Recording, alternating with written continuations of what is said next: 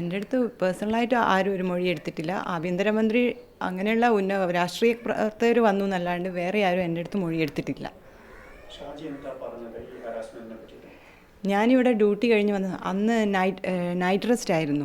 അപ്പോൾ ഒരു 4:30 ആകുമ്പോൾ എൻ്റെ അടുത്ത് പറഞ്ഞു, ഞാനൊന്ന് കമ്മീഷണറെ കണ്ടുവരാം, കമ്മീഷണർ വിളിപ്പിച്ചു. ഞാൻ ചോദിച്ചു എന്താ സംഭവം, വന്നിട്ട് പറയാമെന്ന് പറഞ്ഞു. അല്ല, ഞാൻ ഒന്നുകൂടെ നിർബന്ധിച്ചു.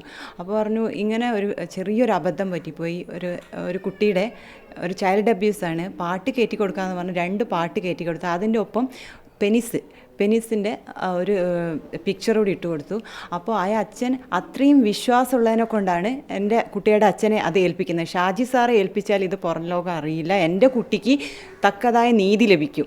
അങ്ങനെയുള്ള ഒരു ആത്മവിശ്വാസം ഉള്ളതിനെ കൊണ്ടാണല്ലോ നമ്മളൊരാളെടുത്ത്, എനിക്കിപ്പോൾ നിങ്ങളടുത്ത് പറയാൻ തോന്നുന്നത്, നിങ്ങളെനിക്ക് എൻ്റെ ഭർത്താവിന് നീതി കിട്ടുമെന്ന് എനിക്ക് തോന്നുന്നു. അതുകൊണ്ടാണ് ഞാൻ നിങ്ങളടുത്ത് പറയുന്നത്. അല്ലാണ്ട് നമ്മളിപ്പോൾ നമ്മുടെ ദയനീയാവസ്ഥ ഇങ്ങനെ വിളിച്ചു കഴിഞ്ഞാൽ നമുക്ക് തിരിച്ചു പോയതൊന്നും കിട്ടില്ല. എനിക്കാണ് ഏറ്റവും വലിയ നഷ്ടം സംഭവിച്ചത്. ഇനി ഒരിക്കലും ഒരു പോലീസുകാരനോ അല്ലെങ്കിൽ താഴേക്കിടയിലുള്ള ഞാനൊരു ഗവൺമെൻറ് ജീവനക്കാരിയാണ്, താഴേക്കിടയിൽ ഒരു ഗവൺമെൻറ് ജീവനക്കാരിക്കോ ഒരു ഉദ്യോഗസ്ഥനോ ഈ സംഭവിക്കാൻ പാടില്ല. അങ്ങനെ പോയി സസ്പെൻഷൻ എനിക്കറിയാം, സസ്പെൻഷൻ മൂപ്പർ, കാരണം നമ്മൾ തെറ്റ് ചെയ്തിട്ടില്ല, അയാളിപ്പോൾ എന്തെങ്കിലും ചെയ്യുമായിരിക്കും, സസ്പെൻഷൻ ചെയ്യുമായിരിക്കും, അല്ലെങ്കിൽ ട്രാൻസ്ഫർ, അത്രയും മൂപ്പർ വിചാരിച്ചുള്ളൂ. പക്ഷേ 7 മണിയായപ്പോഴത്തേ 4:30 5 മണിയായിട്ട് അവിടെ എത്തും. എന്തായാലും 5-5:15 ഇവിടുന്ന് 4:30 പോയത്, 1 മണിക്കൂർ യാത്രയുണ്ട് ഇവിടുന്ന് അങ്ങോട്ടേക്ക്. അപ്പോൾ 7 മണിയാകുമ്പോഴത്തേക്ക് എന്നെ സസ്പെൻഷൻ ഓർഡർ കൈപ്പറ്റി എന്നെ വിളിച്ചു. അപ്പം വീട്ടിൽ വന്നിട്ട് പറഞ്ഞതെന്ന് വെച്ചാൽ സങ്കടമുണ്ട്, നല്ല സങ്കടമുണ്ട്. കാരണം അവർ മാധ്യമങ്ങൾക്ക് വിട്ടുകൊടുക്കരുതെന്ന് പറഞ്ഞിരുന്നു. പക്ഷേ അത് ഇവിടെ എത്തുമ്പോഴത്തേക്ക് അത് ഫ്ലാഷ് ന്യൂസായി കാണിക്കാൻ തുടങ്ങി. അപ്പോൾ സഹിക്കാൻ പറ്റില്ല. ഒരു ആത്മാർത്ഥമായി ജോലി ചെയ്യുന്ന ഒരാൾക്കും അത് സഹിക്കാൻ പറ്റില്ല. ഇതിപ്പോൾ എൻ്റെ ഭാഗത്താണെങ്കിലും എനിക്കും സഹിക്കാൻ പറ്റില്ല. കാരണം അങ്ങനെ ഈ അശ്ലീല ചിത്രം എന്ന് പറയുന്നത് നിങ്ങളൊക്കെ എന്താ ഉദ്ദേശിക്കുന്നത്? ഈ ഫിസിയോളജി അനാട്ടമിയും പഠിച്ച ഒരാൾക്ക്, ഏതൊരു IPS ഓഫീസറായാലും എൻ്റെ കുട്ടിക്കായാലും അറിയാം അതൊരു അശ്ലീല ചിത്രമല്ല. അശ്ലീല ചിത്രം എന്ന് പറഞ്ഞാൽ അതിലും വലിയ അശ്ലീല ചിത്രം എത്ര ഈ വലിയ ഉന്നത ഉദ്യോഗസ്ഥരതയോ ഏതാളുടെ ഫോണിലും ഉണ്ടാവും.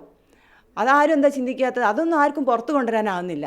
ഇതൊരു സാധാരണക്കാരൻ ചെറിയൊരു തെറ്റ് വന്നതിനാണ് ഇത്രയും. അത് അശോകൻ സാർ എന്ന് പറഞ്ഞ ഒരു സാറുണ്ട്, ORG, അവർ റെസ്പോൺസിബിലിറ്റി ടു ചിൽഡ്രൻ ഗ്രൂപ്പിലെ ഒരു അശോകൻ സാറുണ്ട്. സാറിൻ്റെ നമ്പറിലേക്ക് ഇത് ഇവിടെ നിന്ന് തന്നെ ഉച്ച സമയത്താണ്, ഉറങ്ങുന്ന സമയത്താണ്. അവരുടെ പോലീസുകാരുടെ നൈറ്റ് ഡ്യൂട്ടി എന്ന് പറഞ്ഞാൽ രാവിലെ തൊട്ടിട്ട് പിറ്റേന്ന് രാവിലെ വരെയുള്ള നൈറ്റ് ഡ്യൂട്ടിയാണ്. അപ്പോൾ അവർക്ക് അതിൻ്റെ എന്തായാലും ആ ക്ഷീണം ഉണ്ടാവും. അപ്പോൾ ആ സമയത്താണ് ഇയാളിത് ചെയ്യുന്നത്. അപ്പോൾ അയാൾക്ക് കൊടുക്കേണ്ടത് വരാൻ മൊത്തം 90 ആളടങ്ങി ആ ഗ്രൂപ്പിലേക്കാണ് ഇത് പോയത്. അതിൽ വലിയ ഉന്നതർ, DIG ഉണ്ട്, ജഡ്ജി, അങ്ങനെ എല്ലാ ഉന്നതരും, പിന്നെ ഇതിൽ കുറേ സ്ത്രീകളും ഉണ്ടാവാം. പക്ഷേ പോലീസുകാരെ ഇതിലേക്ക് SPC ഗ്രൂപ്പിനെ ഇതിലേക്ക് ചേർന്ന ഹസ്ബൻഡ് പറഞ്ഞിട്ടുണ്ട്, ഞാൻ തന്നെയാണ് മുൻകൈ എടുത്തിട്ട് അവരെ ഇതിലേക്ക് ചേർത്തതെന്ന് പോലീസിന്. അപ്പോൾ അങ്ങനെയുള്ളൊരു ഗ്രൂപ്പിൽ സ്വന്തം ജോലി പോകാൻ, സ്വന്തം അഭിമാനം കളയുന്ന രീതിയിൽ ആരെങ്കിലും ചെയ്യുമോ? ഒരു മനുഷ്യനെന്ന നിങ്ങൾ ചെയ്യുമോ? ഒരിക്കലും ചെയ്യില്ലല്ലോ. എന്തായാലും നമ്മൾ ഒരിക്കലും ചെയ്യില്ല. അപ്പോൾ അതൊന്ന് ആലോചിക്കാനുള്ള ഒരു സമയമോ ഒന്നും കൊടുക്കാതെയാണ് ഇങ്ങനെയൊരു സംഭവം അവർ ചെയ്തത്. പ്രോട്ടോകോൾ പ്രകാരമല്ല, നടപടിക്രമ പ്രകാരമല്ല സസ്പെൻഡ് ചെയ്തത്. ആണോ? നിങ്ങൾക്കൊക്കെ അറിയാമല്ലോ, നിയമങ്ങളൊക്കെ നിങ്ങൾക്കും അറിയാമല്ലോ. അപ്പോൾ എന്തായാലും വളരെ ഹറാസ്മെൻറ്റ് അവിടുന്ന് കിട്ടിയിട്ടുണ്ട്. കമ്മീഷണർ അടുത്തു നിന്നായാലും ഈ special branch assistant commissioner PT Balan അയാൾ, പിന്നെ ഈ WhatsApp admin Raju P Menon, Paroppadi സ്വദേശി, അയാൾ. അപ്പോൾ അവരുടെ ആ പ്രഷറും പിന്നെ DIG ഉണ്ടാവാൻ എനിക്ക് തോന്നുന്നു. എന്തായാലും നല്ല പ്രഷർ ഉണ്ടാവും. ഇനിയിപ്പോൾ ഞാനിങ്ങനെ ഒരു പത്രസമ്മേളനമൊക്കെ നടത്തി എനിക്ക് എതിരെ അവർ തിരിയാന്നെങ്കിൽ തിരിയട്ടെ, എനിക്ക് അതിലൊരു പേടിയില്ല. പക്ഷേ എൻ്റെ കുട്ടികളുടെ അച്ഛനെ ഇല്ലാതാക്കിയവർക്കെതിരെ ഞാൻ മരണം വരെ പൊരുതും. അതിന് നീതി എനിക്ക് കിട്ടണം. അത്രേ എനിക്ക് പറയാനുള്ളൂ.